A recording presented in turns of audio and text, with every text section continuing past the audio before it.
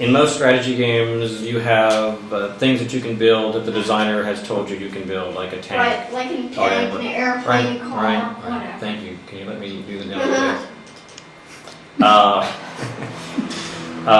The designer has made a tank that you can build, or an airplane that you can build, or a ship that you can build. But in Alpha Centauri, you, the game player, can design the units, almost like Legos, putting together different pieces. So you might want an airplane with wings, but you add a special cannon onto that, a special weapon, add some radar or armor, or maybe you have something that moves along them. One other thing that's fun is to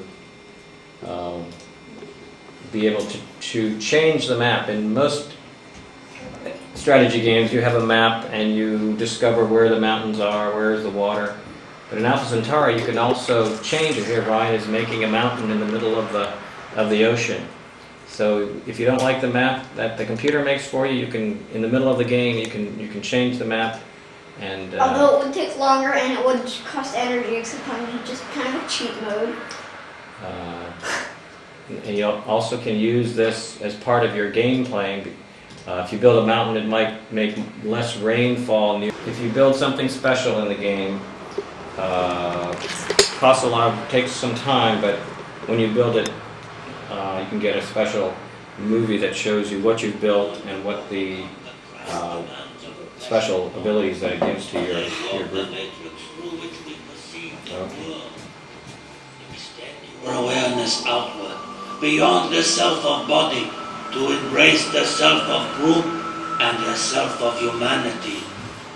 The goals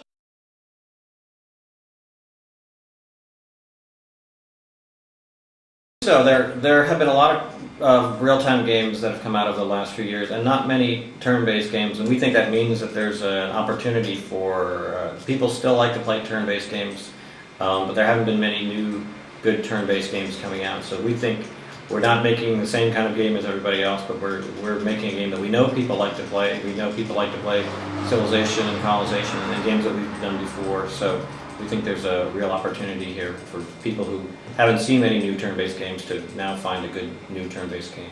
Turn-based allows us to put more interesting things to think about into a game. If you can look at something and think about it for a little while, say, then we can put 5 or 6 different things in there that you can think about.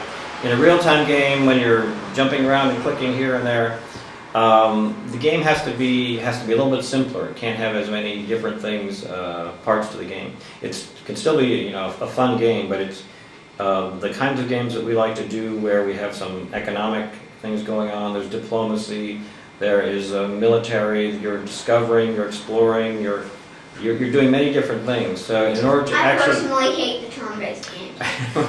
Ryan, what? It's like sit there for 5 minutes. See, it's just not for. Sit there for 5 minutes and it's like, oh yeah, I forgot the computer. Ryan, would you like to play some StarCraft?